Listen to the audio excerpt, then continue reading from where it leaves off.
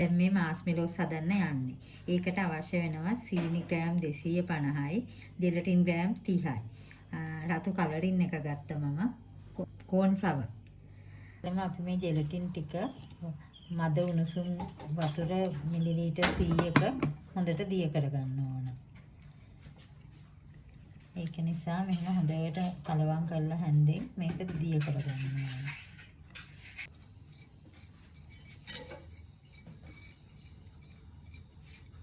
ටික හොඳට දිය වෙලා මේක දැන් පැත්තකින් තියලා ඊළඟට අපි සීනි ටික උණු කරගන්නවා. මේ සීනි ග්‍රෑම් 250ට වතුර මිලිලීටර් 150ක් දාලා අපි මේක හොඳට උණු කරගන්න ඕන.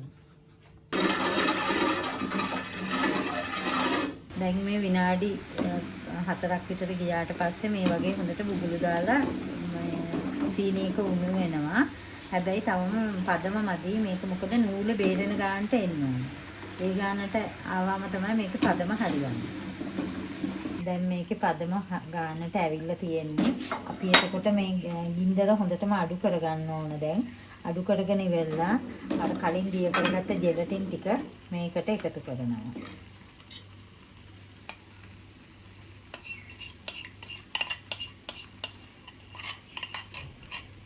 මේ වෙලාවේ ලිපේ ගින්දර හොඳටම අඩු කරගෙන තියෙන්න ඕන. අඩු කරගෙන ඉවරලා මේ ජෙලටින් ටික දැන් ඒ අර සීනි මිශ්‍රණයට හොඳින් කලවම් කරගන්නවා. කලවම් කරගෙන ඊට පස්සේ ටිකක් නිවෙන්න තියලා තියනවා.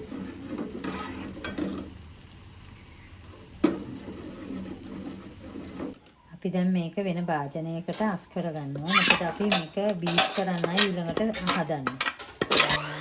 මික්සරේ දාලා හොඳට බීට් කරගන්නවා.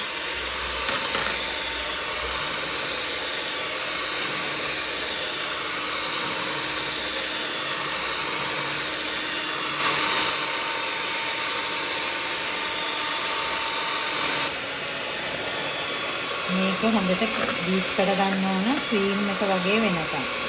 මේකේ තියෙන වතුර ගතිය ඔක්කොම ඉදිරිලා ක්‍රීම් වෙනකම් මේක හොඳට බීට් කරගන්න ඕන විනාඩි 5-10ක් විතර.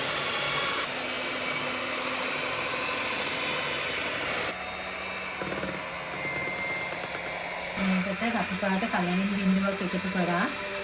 ඒක ඔයාලා කැමති පාටක් ඒ විදිහට දාගන්න පුළුවන්.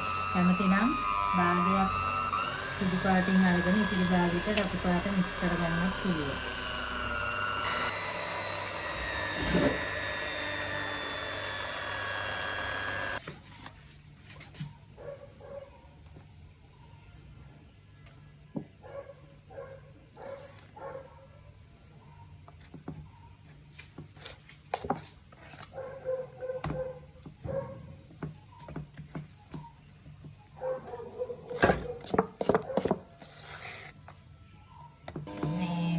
මිශ්‍රණය අපි දැන් මේ තැටියකට දාගත්තා. දාගෙන පැයක් විතර මේක මෙහෙම සෙට් වෙන්න තියන්න ඕනේ. පැයකට විතර පස්සේ අරගෙන අපිට බලන්න පුළුවන් ඊට පස්සේ මේක කෑලි කපා ගන්න තමයි තියෙන්නේ. කෝන් ෆ්ලවර් ටිකක් ඉහලා හොඳට මේක කෑලි කපා ගන්න ඕනේ. දැන් අපි උඩට හොඳට කෝන් ෆ්ලවර් ටිකක් ඉහා ගන්න ඕන. ඊට පස්සේ අපි මේක කෑලි කපන්න ගමු.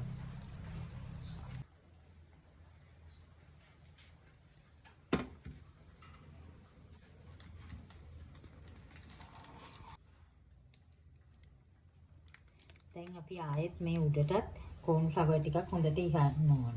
නැත්තම් ඒ අර දෙන ගතිය තියෙන නිසා කෝන් ෆ්ලවර් හොඳට ඉහළි වෙලා ඊට පස්සේ අපි මේ කෑලි කපා ගන්න.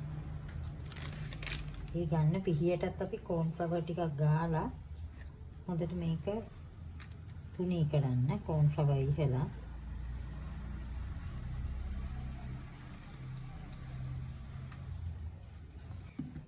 දැන් අපි මෙහෙම මේක හොඳට කෑලි කපා ගමු.